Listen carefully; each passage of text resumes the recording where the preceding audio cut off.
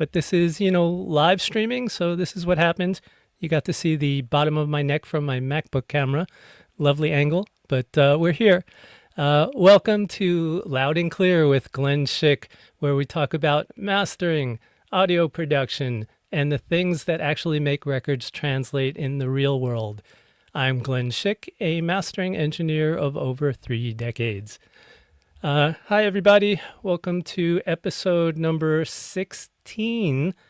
And today in Reykjavik, we are looking at a sunny day for the first time in maybe almost 1 month. So I'm super happy about that.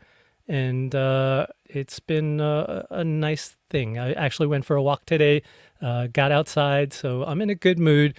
And even if my live stream had a little technical glitch, I'm going to move right past that. So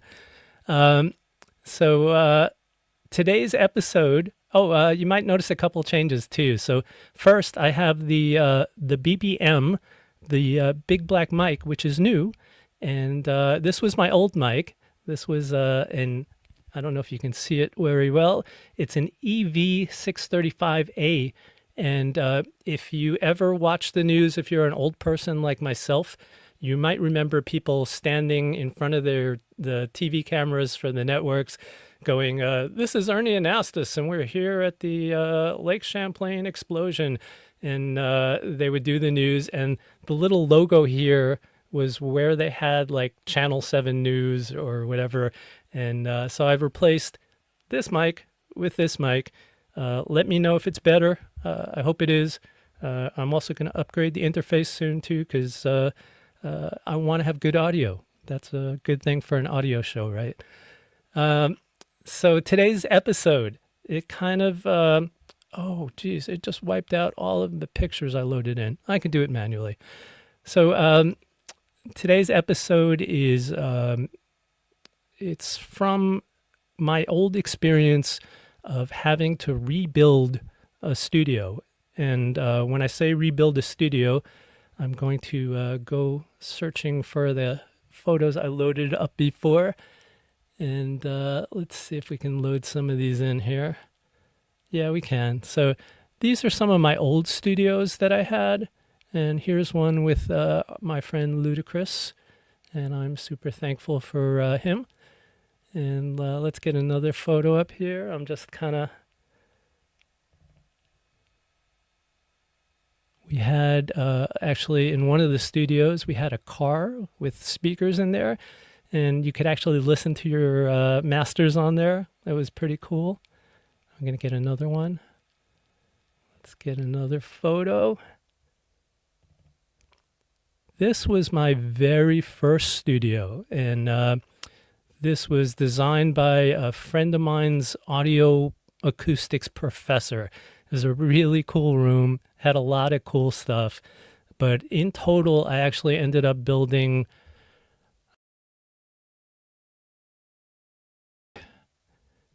close to 4 mastering studios in Atlanta and also 1 recording studio. And then in 2012, when I closed down, I had to kind of rethink what I was going to build.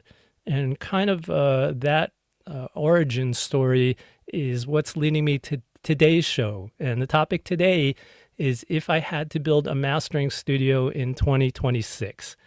So we're kind of going to go with a few different budget levels. And I want you all to kind of get in there and throw out some stuff and suggestions.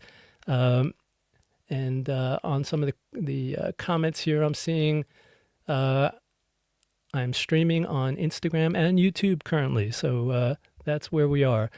We're going to have some different budget levels. And we're going to talk about, what I'd buy and what stuff I'd skip now. If somebody threw away everything I had in my studio, what would I rebuild right now? So I think this is kind of a fun topic. You're welcome to throw out. I got to remind you, this is an interactive show. We are dealing with just whatever you want to throw in there, whatever comments you got, any kind of ideas about what I'm saying or arguments, or, you want to just fight it out or debate it, throw it out there. So I'm keeping an eye on the comments here, guys. So let's get into it. So the ground rules here. I'm assuming that we're kind of starting from scratch, other than you probably have a computer, and you probably have a desk and things like that. So we're going to just say you have a computer. That's kind of where we're starting. I'm not including that in the budgeting, so let's skip that. But if you were starting from scratch with a computer right now, I would probably get myself a little Mac Mini, like an M4 or an M4 Pro if you can afford that. You could go PC. I don't think it's now the best way to do things.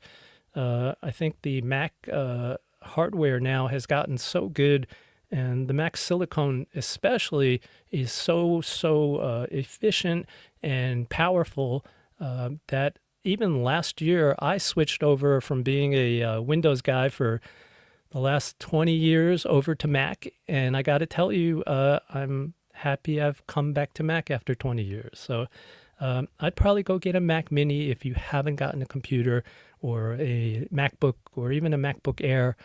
Any of those will get you started for a mastering basic setup. So let's talk about philosophy here. So one thing you guys are going to find out today is speaker-wise, I'm not going to recommend speakers until you get to quite a high level of budget. And I'll explain why. So most people kind of think you need to go out and get yourself, studio monitors and some kind of big controlling situation, and or mixer or someplace, or fancy interface. And I'm going to tell you, you probably don't need to start that way. And even if you're going up the ladder, you don't need to kind of go that way. So the first things I would say, we're going to talk if you've got about $2,500. This is not a lot, $2,500. You can only buy like one piece of analog gear for $2,500.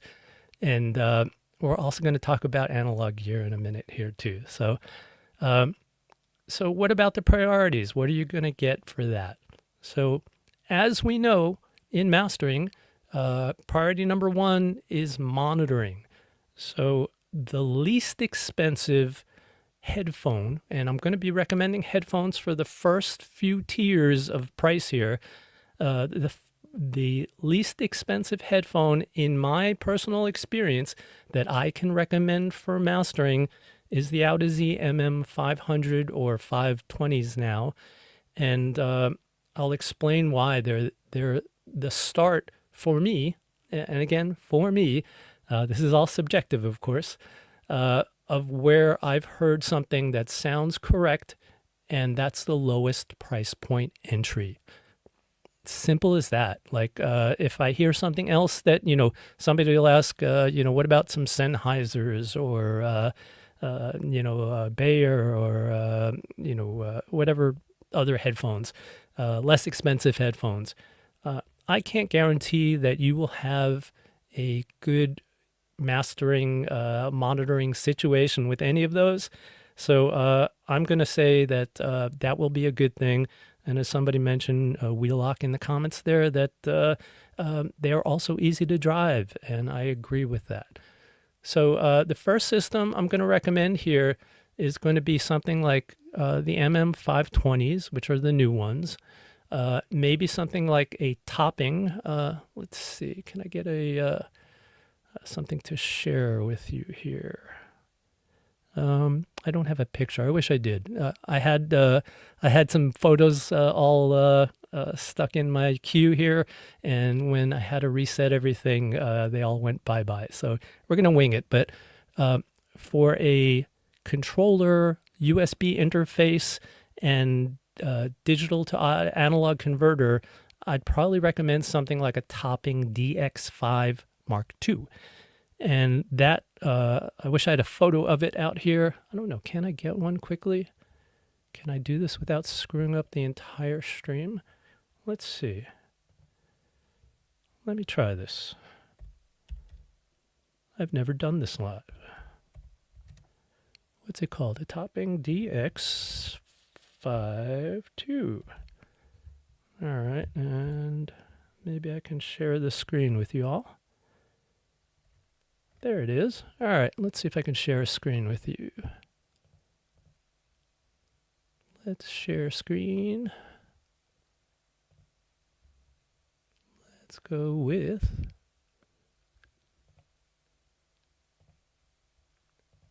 share that. Yeah, I think I got it. All right. Do I have it? No, that went away.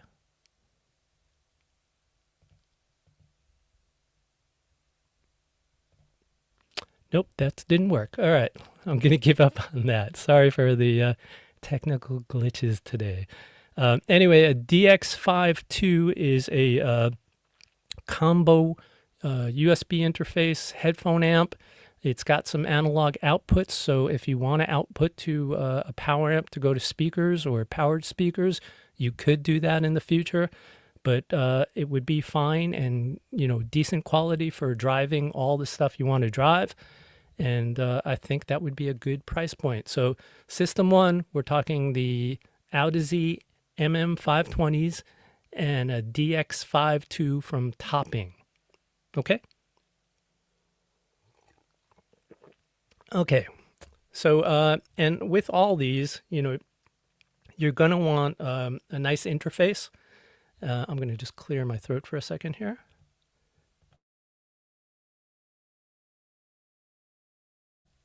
Excuse me. You're going to want yourself like a nice DAW. You can use something like Wavelab, which is what I use. You could get yourself, what else? Sequoia. There's a few other programs you can use. I would get a mastering specific, you know, DAW. So that is going to add probably about another $300 or so to your setup, and well worth it. And it's going to be part of your base systems there. So let's see. Talking about other stuff. Okay, we're going to hit some of your questions in a minute, Brian, but I'm going to keep on this topic because it's a totally different topic, so I'll come back to you. So we've got the DAW, we've got the interface, we've got headphones, we've got basic monitoring, acoustic treatments. So let's talk about that for a second. If you're starting out and even kind of in the mid-range, I would not be looking at speakers. Again, speakers start introducing room, and rooms need to be treated and or designed, and that adds significant cost to your setup. So we're going to talk about level 2 budget now. Level 2 budget is like the step up here. So do we need to have, you know, certain things that are way better? I would say, like, when you're spending, say, $5,000, you could go with something like Audeze makes a flagship. Hold on here. Put my cup down and my headphones off. And actually, I don't need my headphones. So Audeze makes a LCD5 S, and those are about $5,000. Actually, I like the headphones. So. People were asking me last time, why are you wearing headphones during the stream? And I was like, I'm kind of used to it. And actually, that was the only reason I didn't know before that things weren't working, because I didn't hear the music playing back like I normally do for the pre-roll. So anyway, so LCD5S's, the Audeze top of the line mastering headphone. And for this one, you're going to need a little more power to drive those. So I'm going to go with a couple different choices here. One would be, again, another topping, but they're top of the line topping. and that's the Topping DX9, which runs about $1,300. And you can also, if that one is not your cup of tea, look at something like an RME AD2/4. So the Topping runs about $1,300, and the ADI2 Pro 4 or AD2/Pro 4 runs about $2,500, and the Out of Z, their flagship headphones run about $5,000. And I know it's a little shocking for some people, but it is a flagship product, and they are quite amazing. So, this is in lieu of having a room and building out a room with speakers and all kinds of acoustic treatments. It's quite a bargain, actually, if you think about it. So that's like our $5,000 budget system. So now we're going to step it up. I'm still looking on, somebody's asking, do I prefer mastering on headphones or speakers, from Kaiser and Instagram there. I actually do most of my work in headphones still, but I do switch over to speakers sometimes just to kind of get a little different perspective. And I also sometimes just like not having cans on my head.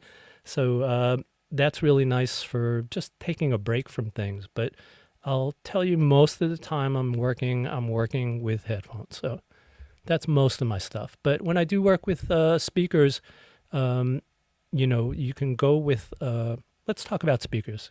So on System 3 here, where can we step up here? So System 3 is where I'd first start thinking about some speakers if you wanted to. So I'm going to grab something here. Let's see. These little guys, which are quite heavy because they're solid aluminum, are from a company called Mon Acoustic, who do sponsor me, by the way, but I do love them. I must put those down. And those are their Mon Minis, and they are among some of the most detailed little tiny speakers. They do need a power amp, unfortunately, but that's not that hard to get nowadays. But System 3, let's say you could go with something like the Mon Minis, and the other good thing about having a tiny speaker is the closer they get to you, the more the room doesn't matter. So not saying that they won't interact with the acoustics in the room, but the room will matter less. Does that make sense? All right, let me switch back to see the comments. Well, we got a lot of comments here. Somebody was also mentioning the links, high-low links from Daniel. Let's go over to comments back here again. Let's show him. There we go. Yeah, okay, so what he was saying, the high-low links, but, I'm recommending kind of budgety stuff here. Not budget, cheap stuff, but I'm recommending stuff that has great spec, stuff that really sounds good. And, here's another thing. Let me show that one. The ADI2 4 Pro was recently discontinued. All right. There's an ADI2 Pro EX. Okay, well, thank you, Pokemon. So keep your eye out for that if that's the case. But it's still the same base thing. They're just the updated one. So we were talking about speakers. The speaker-wise, I was talking, you can get a pair of those Mon Minis for about $2,000. You can get some great mini power amps right now that are probably in the 500-ish range for these little mini monoblocks. And or you could get something fancy like a Chord Alto. That's kind of a few bucks, but we're talking a higher dollar system now. So again, I would still go with the Out of Z LCD5s. We're talking 10-ish grand right now. Out of Z LCD5Ss, the DAC and amp and USB interface this time. We're going to step it up now, and I'm going to recommend the Chord Electronics Yugo TT2, which is what I use when I'm working from home. It is a fantastic piece of kit. Great sounding DAC. You don't get much better than that. And that thing has a massive headphone power amp and sounds great. And again, that one also has, balanced outs that you can run to a power amp and so forth, and uses your controller and your USB interface, and also as your headphone amp. So System 3, the LCD5Ss, a Yugo TT2 cord, maybe a pair of Mon Minis, and either some monoblock power amps, which we can discuss on another day, or something like a Cord Alto, which would be perfect match for something like that. So I'm just going to look at the comments here again. And you guys can interrupt me anytime you want. This is kind of a laid-back, interactive. It's what I call the lowest budget production on the internet. Lowest production value, I should say. You can see it's total guerrilla audio. So that's system number 3. So then we go for unlimited budget. So we're kind of going really exponential here. When you have just kind of unlimited budget, what would you get? So let's talk about some of the things I did when I had unlimited budget and I was building a studio. So the first thing that I was doing was sniping what all the guys that I admired were using. And there's good and bad for that. So, back in the day, when I was building a studio first, 20, 25 years ago, 30 years ago even, everything was analog. So there weren't that many choices. And now if I had to start again, analog would not be my priority. It would barely even come into my second tier of wants. And, if I even got analog as an option in my studio, it would be a limited couple of pieces that I might use once in a while. So let's talk about what I would get right now. So if I went, let's see, we got a few things. Let's show some comments here. D. Walden says, Cord Alto sounds tremendous with the LCD5S. I agree with you. I just got a lovely Cord Alto myself. So, let's show another comment. What about stuff like USB cable quality and cables in general? I would say that there are just good cables and bad cables. So just don't get bad cables, but don't go get those ridiculous, like silver-plated, $3,000 audiophile cables. There is no greater snake oil salesman than that kind of stuff. So please don't buy that stuff.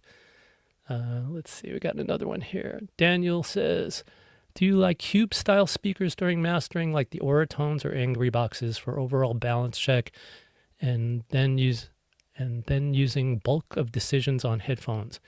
Daniel, I do not, because I think those little cube speakers don't give you any real representation of what you're listening to. It's a very small bandwidth, and I don't think you can really master on something like that.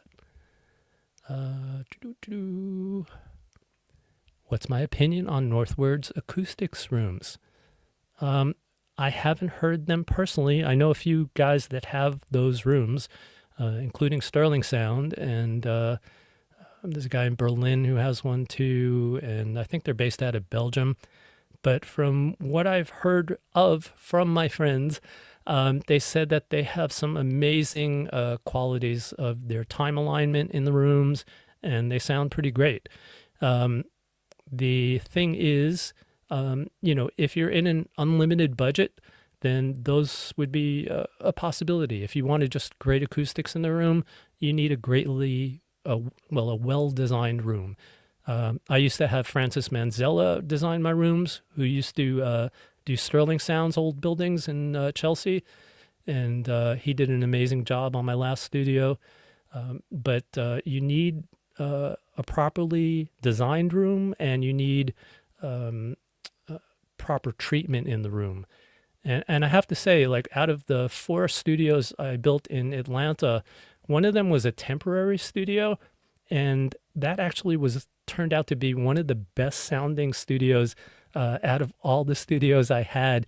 And it was a room inside of a big room, and the small room actually cut out a bunch of the reflections and cancellations, but it let the big waves of the bass kind of bleed out of the room and into the giant room that room was built in.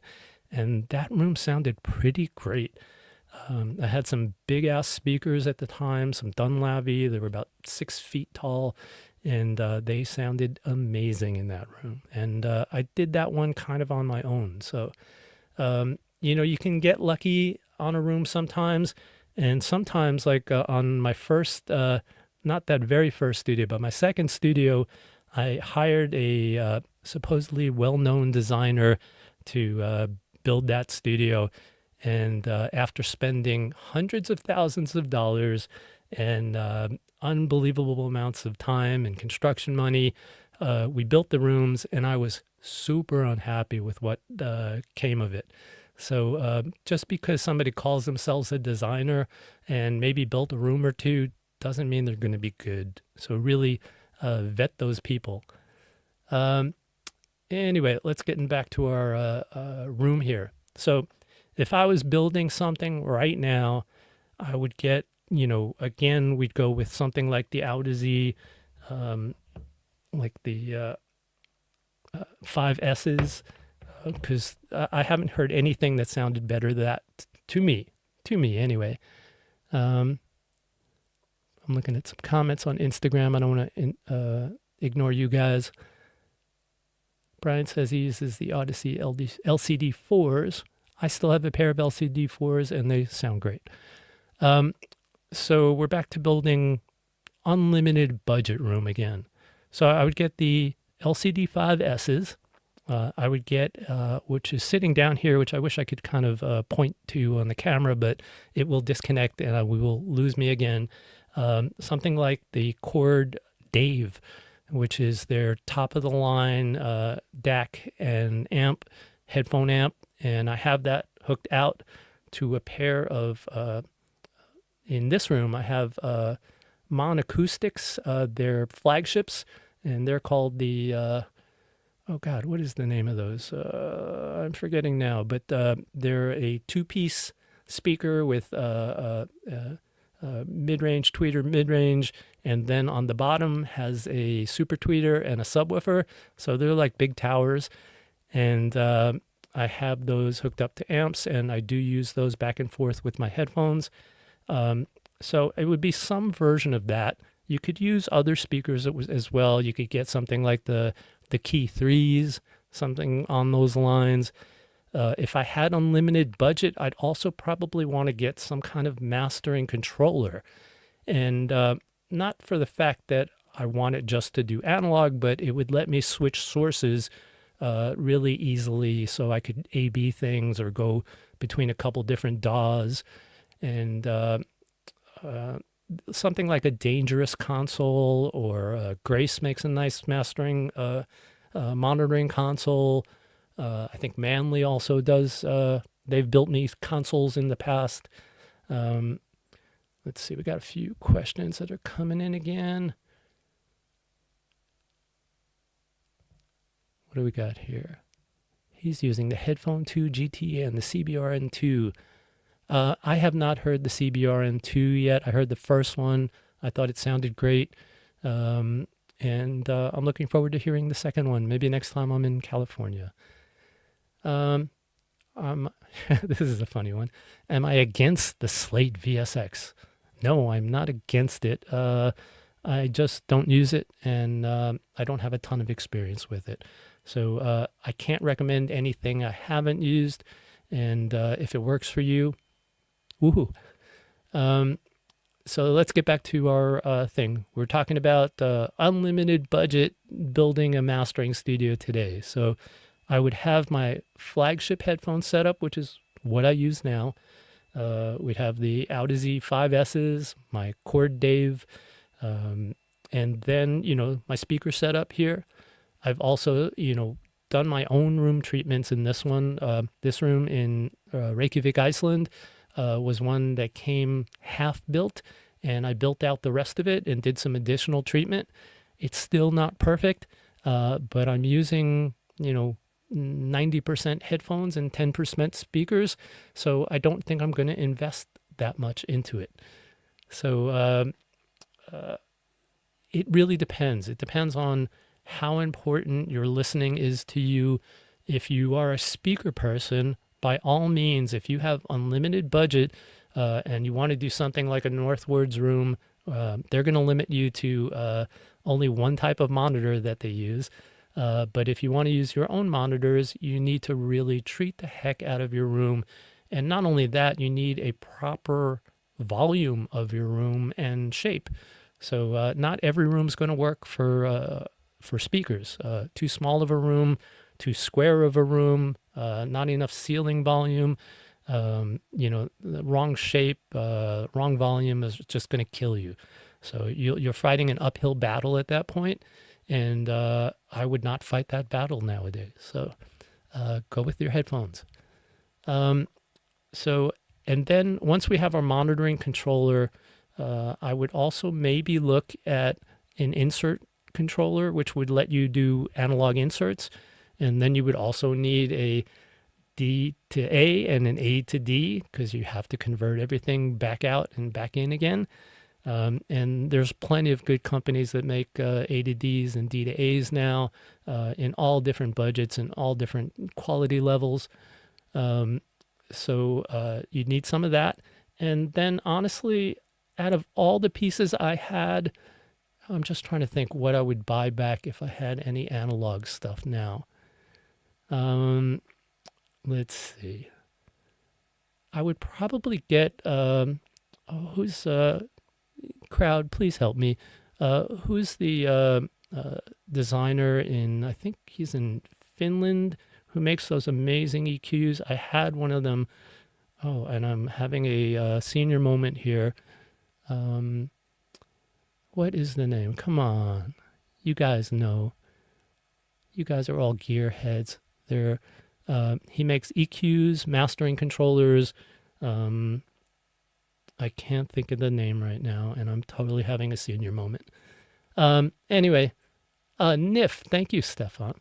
And hi to Stefan at Abbey Road, who just tuned in on us here. So, Jonte NIF. He makes some of the best analog gear I've ever heard in my life, and I would happily have any of his pieces if I was going to go analog for anything now. So other than that, I don't really crave a lot of analog. There's not, they have pieces like the Culture Vulture and things like that, but I think personally that when you're taking a digital signal and converting it with an A to D, you're already doing damage. So my personal philosophy has changed now. I don't want to convert out A to D and back to digital again, or the other way around, D to A and then A to D, and do some damage to the audio, because that all does damage the audio, even the best converters. Some people like the quality of those things, but I don't really like it that much. So that's just my cup of tea. So let's see. So we got that. I would probably spend most of my money, if I had unlimited budget, on just getting the right plugs that I wanted, getting the proper monitoring. Again, we're talking, the best headphones you could get, the best DAC you can get, a pair of speakers you really like. If you want to spend the money to treat the room, and do it. But I don't think you need to anymore. And if somebody hands me a lotto check tomorrow and says, here, Glenn, here's $10 million and you have some money to burn, maybe I'd get a nice treated room and I would probably get some great sounding speakers, but I probably would not get a bunch of analog gear nowadays. And that's the truth. It's people are still romantic about analog and have these fond memories and think, some magic is going to happen. But since I went in the box, my stuff sounds 100 times better than it did before. And that should tell you something. And anybody who's been following my masters for the last 30 years, if you can't hear now that my stuff sounds better now than it did 25 years ago, I don't think we're hearing the same thing. So that's my take on this. So let's see. I'm going to go back to some questions here. Throw it out, folks. We got somebody who's saying back CQ. Back CQ is nice, but they have that in a plug that's just as nice pretty much. Somebody's listening with VFXs right now, or VSXs. We have another one that's not in favor of VSX. I figured that, Stefan. All right, and speaking of Stefan, we'll throw another one of his comments up here. And Stefan was on the show, I don't know, a couple months ago, one of my early episodes before I kind of got in a groove here. And I gave him a really lame interview, and we'll have him back on the show to make it much less scripted and more a fun visit. So, but Stefan says, makes no sense to me. It's not perfectly replicating, and you end up in the middle zone of not really listening to headphones nor speakers. Best just to learn how speakers and headphones sound and differ. I agree. So for me, a lot of people say, do you use headphone correction or EQ? And as Stefan and I kind of agree on this point, that mastering for headphones is really about learning headphones and mastering for that. You don't want to try to emulate speakers with headphones. It's not a good idea in my experience. All right, people, throw out those questions here. So FI says he can hear it. I have gotten better.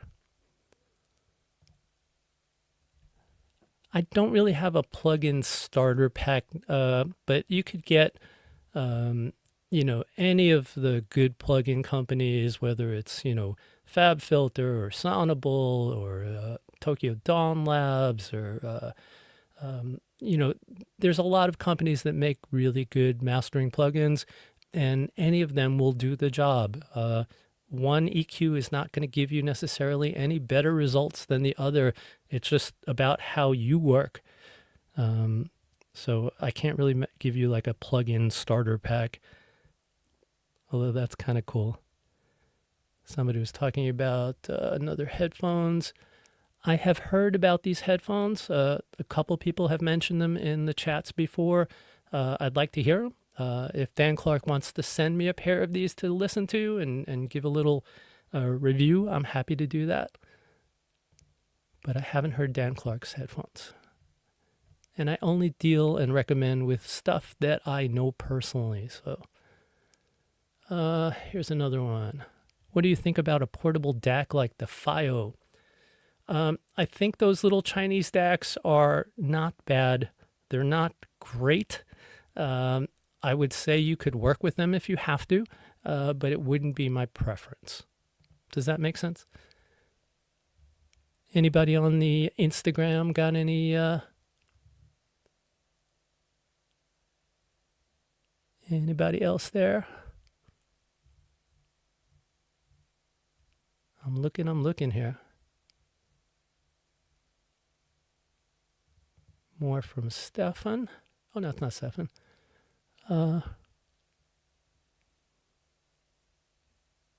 He says, this is from Daniel.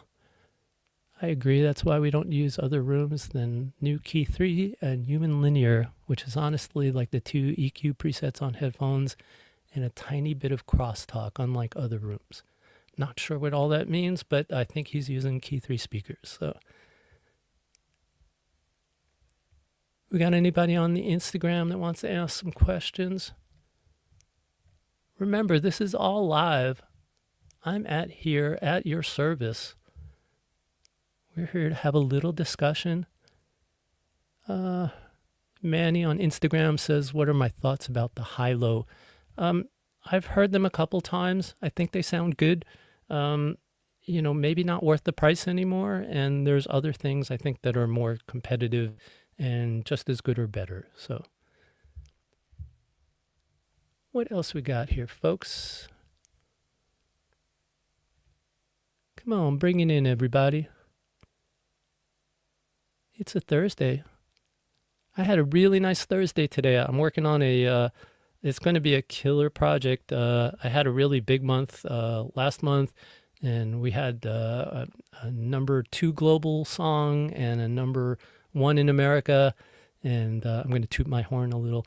And I think this record I'm working on now is probably going to be something similar to that. So that's exciting. Are you able to talk about any of the tools or techniques you used for FDO? Record sounds fantastic. He's talking about an artist named Pooh Shiesty. For that, I use the same thing I use for everything else. It's headphones. It's my same EQs, and I use various EQs from Kirchhoff and Tokyo Dawn, and there's nothing magic in there. I use the same plugins everybody uses. We've talked about limiters. We did a whole show on limiters last time. There's no magic formula to this. I can tell you all the plugins, but you're not going to sound the same. So don't worry about the plugins. Just worry about your technique. I can get the same sound with pretty much any set of plugins within a small, tiny percentage. So, the plugin specific model or brand or, new feature that it has, there's not that many revolutionary plugins. There's a few, but I don't think they matter so much. If you can't get a decent master with some stock plugins, you don't have chops. And I'm going to just throw that out there. So go master a record with the stock plugins and do a good job first. And anybody else? Sergio says, it would be great to have a live stream where you go over your workflow. I think it's a big part of every engineer's sound process over plugins. Sergio, I do go over my workflow. I don't want to just set up like a template because what happens is I see this in the mix world all the time where people just copy a template and they're mindless robots that, try to get the same sound. I see, guys like Mixed by Ali and, some of the guys from Mixed with the Masters that, will throw up their templates and all the audience is busy copying, every plugin in every order. And it's not that. It's what you do with the things.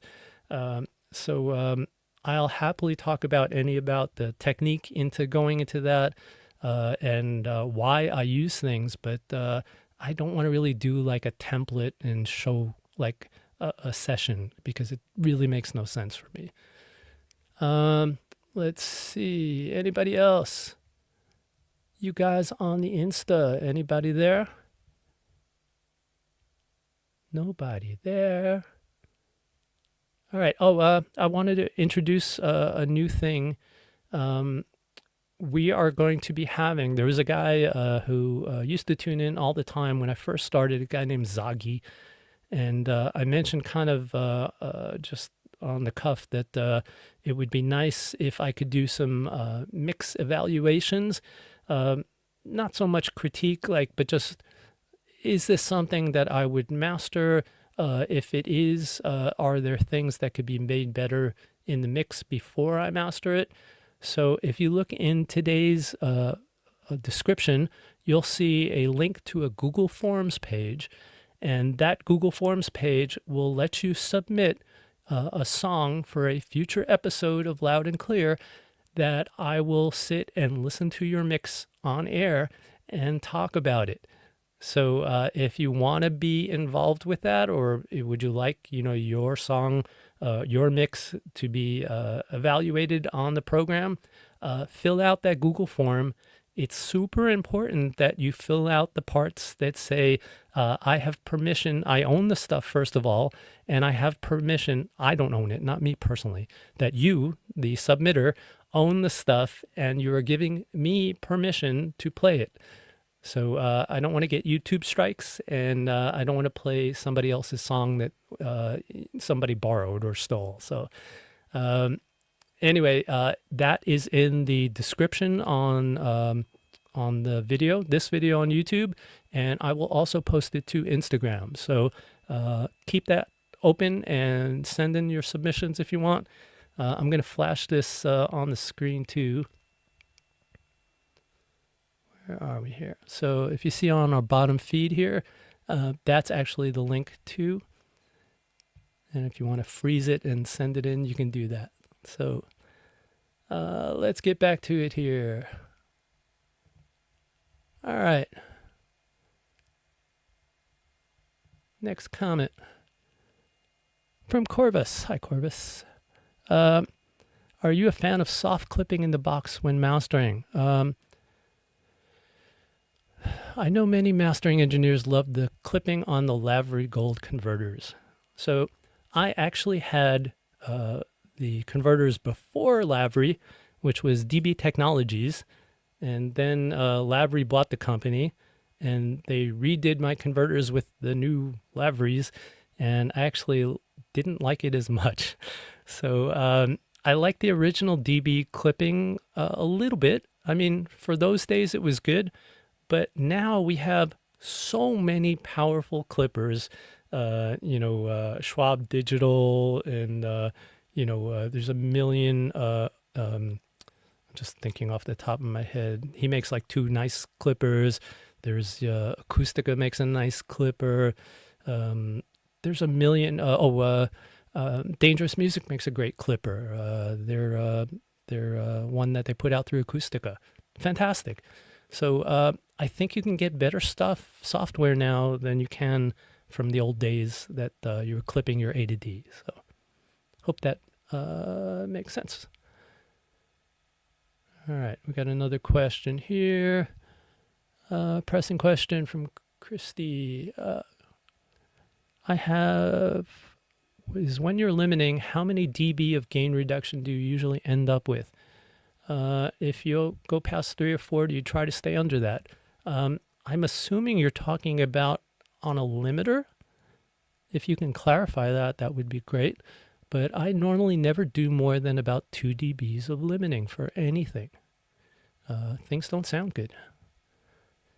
And we got another question here from Firehouse. He's on fire. Do you think doing pre-master check to use plugins like Isotope declicks? So he's asking, do I go into something like Isotope to clean up stuff before I master it? And the answer is, if it's needed and the possibly sloppy engineer who had it before didn't bother doing that. So at first, I will always ask the mix or track guy to clean up their stuff before they send it, because it's much easier to clean up clicks and pops when you have the individual tracks from it rather than taking it out of a mix. So that is my preference, but I will do it if I have to. So here we go. Piggybacking on Christelle's question, do you limit in series? So are you asking, do I use multiple limiters? On occasion, yes. I don't run them in parallel, so they are in series. And Yeah, I do occasionally. Just depends on the job and how dynamic things are. So on Instagram here, we have Brian says, if you were starting a mastering business in 2026, how would you structure your rates when dealing with indie artists and brands versus major labels? And my Instagram screen's over here is why I'm turning that way. So that's a really, that question depends on your experience level. So I don't think as a new engineer, you can demand any kind of like high rates. Even my rates now, I think are reasonable after 30 years. I don't try to charge the highest dollar, even for major label stuff. And I definitely have an indie rate that's way cheaper. And I definitely make it work. So I think, it depends on your time and experience and track record. I mean, if you've got, walls of gold records, and I'm not, flossing on that, but if you've got the experience, if you've got the track record, and, if you have a bunch of gold records, but you haven't done a hit song in 20 years, that doesn't help anybody either. So check out what your competition is and what their rates are, and kind of get in that area, I would say. So Christy was saying yes on a limiter. I think I kind of answered that question about running limiters in series. But for the most part, I try not to go too limiter crazy. We got another one here. What's my favorite album in terms of sound? I'm not even going to try to pronounce your name. Sorry. Let's see. I'm just trying to think of some albums that sounded great to me. I really liked, what was it? The band called Idols had some really nice production on it. Their last record. Trying to think of other stuff that sounded really good. I mean, some of the latest hip hop sounds, pretty good for hip hop stuff, but a lot of the problem with hip hop is the source tracks are terrible. But as far as like rock stuff or pop stuff, new Sabrina Carpenter actually sounds really good. Who else am I thinking of? Clairo. There's an artist named Clairo, Clai, was Clairo. Clario. It's a woman singer. She was really good, and her records sound really, really good. So those are a couple ones that just came to the top of my head. But the other thing I'm noticing is that some of the stuff I'm hearing on some of the live streams, like KEXP's live stream, are fantastically engineered. Honestly, I have to say some of the best engineered audio I've heard in a long time have been from KEXP and also like Tiny Desk too. So shout out to both of those programs for really excelling at doing fine engineering work. So shout out to them. All right, we got some more stuff. Oh, this is an interesting one. From a career building perspective, is there a benefit to acquiring expensive analog gear and publicizing on social media to gain credibility with certain type clientele? Whoa, this is a loaded question, my friend Alex. There are a lot of engineers that have a front desk that is filled with analog gear, some of it pricey, and I can guarantee that most of the time they are not using it. And they know whoever they are, but it's the truth. It's a lot of flossing and showing off and trying to capture that romantic past. And also it makes for a really good shot, like a press shot or video, to have like the room full of analog gear. And like I said, I've had the room full of analog gear before. Let's see, I have another, I'll get you another photo here. So here's one of my old studios, another one with rooms full of analog gear. And I'll tell you, I don't really miss any of it. Let's take this off. How do I go back? Oh, there we go. Okay, I'm back. But yeah, I don't really miss any of it. So the answer to your question here is I don't think nowadays, if you want to be honest about it and you want to be honest with the people, that you need to have this forward face of fakeness. I'm certainly never going to do that. I tell people what I do and how I do it. It's not a secret. When back in the day, it used to be like the Wizard of Oz, where you would hide behind the curtain and you do your magic stuff and everybody would ooh and ah. And now I am transparent. I do my work. I'm not secretive about it. Anybody can know anything they want. They can ask me right here if they want to. And I'm happy to tell them. So I don't think nowadays you need to do that, but there are those people out there. So let's see. The gear in high-end room may not be sonically necessary to master well, but does it provide a leg up career-wise? No, it doesn't provide a leg up at all. Your work is what provides a leg up. Anybody can be duped once if you have a room full of fancy gear and you send them a master that doesn't sound that good versus somebody with a computer and a set of headphones that will kill it for you. So no, I don't think it's any kind of great thing. So from Instagram, do I have a philosophical approach for setting release time on your limiters? Philosophical, I would say no. It's program material dependent. It's kind of it. Any compressor or limiter. Here's another one from YouTube. Hello, YouTube, Sergio. What do you think are the daily practices that make you a better mastering engineer? What do you encourage someone to practice daily? That's a very good question, Sergio. I would say don't get overly comfortable.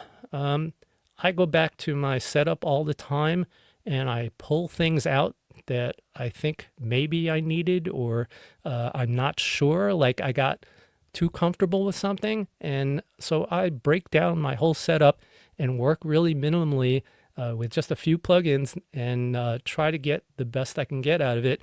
And a lot of times I'll find out that those things I added over the last month or that new plugin that I thought was so good was not that good. And so I think that's a really good, useful exercise. And what else? I don't know, just working hard, listening, those are the things. All right. How long have we been going here? What time is it? It's almost an hour. Wow. Somebody asked, what's my favorite saturator? There's a lot of good ones again. Saturators like, I'm just pulling a blank on them right now. VSM3 is a really good saturator. I've used the oven a couple times. Again, this is program material dependent. Not everything sounds good on everything. And being a good mastering engineer is knowing how to pick the right tool for the right job. So, whatever saturator you're using, if it's FabFilter or whatever, you need to test it on that track and see if it works well. There's no one thing that sounds great on everything. What else we got here? Brian, have you ever had a bad experience working with major labels? I've had many experiences with many clients. Most of my clients have been great. I will say back in the old days, when labels had a bit more power, they would make your life not as pleasant about deadlines. And that's all I'm going to say about that. Got a question from Daniel. I see your question, Tani. I'm going to get to you here. So, do you find yourself being in shootouts between multiple mastering engineers for the same records? Do record labels hire multiple mastering engineers and pick one? Yes, not always, but sometimes. And usually you don't know. They don't usually tell you. Sometimes you'll find out later on in the process that, oh, we tried this guy too, and you got the shootout because we liked this better. But for the most part, if they do it, it's on the DL and they don't tell you. But yeah, it happens. Hey, Glenn, do you like the Audeze LCD-X and why? Why not? I am not a fan of the LCD-X. For me personally, this is my personal take on it. I don't think it sounds the way I want my reproduction to come back at me. Something seems just not 100% right, and I think it's mostly in the mid-range, but that's just me. But you can get the MM500s, and they're kind of the same price. Anybody else? You guys have been great tonight. I've been loving this interaction. Are you guys liking this format? I think I found the format. This is really, kind of clicking for me now. Like, I want to talk to you guys live. I want this to be this low production, horrible budget show that you can tune in and, have your direct connection with somebody that's been doing this forever. So I hope you guys are enjoying it. Any other questions before we go? Oh, good. I'm glad you're liking it, Tani. So yeah, I'm going to get back to the grind here in a minute. Giving you guys a couple seconds to kind of catch up on anything else. Again, we are doing submissions. And if you want to be considered for having your song come on at a later show and get kind of not like roasted, but evaluated in a constructive way. Let's put it that way. This is not about tearing people up, and I might also just give you some props too. So thanks, Corvus. He says he got the MM500s and loved them so much. Was an influence. Thank you so much, Corvus. That's nice of you. Yay. And more positive-y stuff. Thank you, Alex. Yeah, I think anybody can start a studio now. It's there's no more velvet rope stopping anybody from getting started.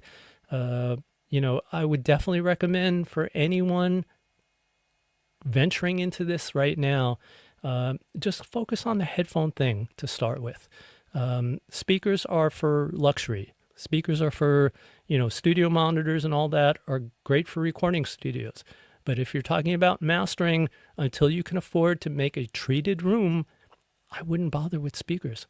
I know it's very controversial, but it's the truth. Last chances.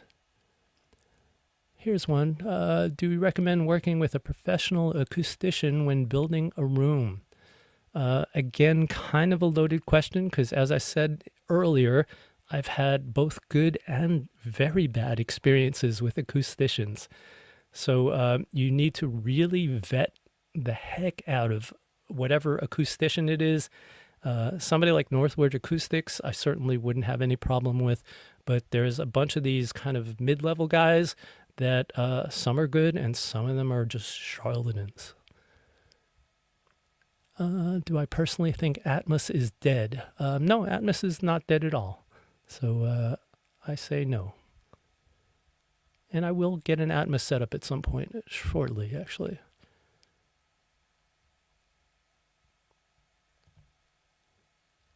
You mentioned knowing what to do, when and why. What was the process that got you that level of intuition?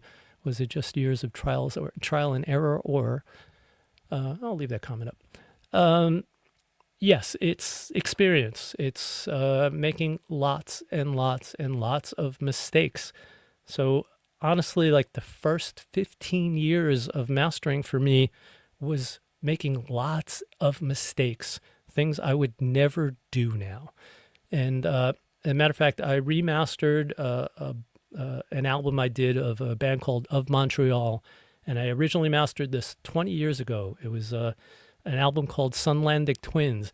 And if you want to hear, go listen to the old master that I did back in 20 years ago and change, and then listen to the one I remastered, and you can hear just myself what a change I've made.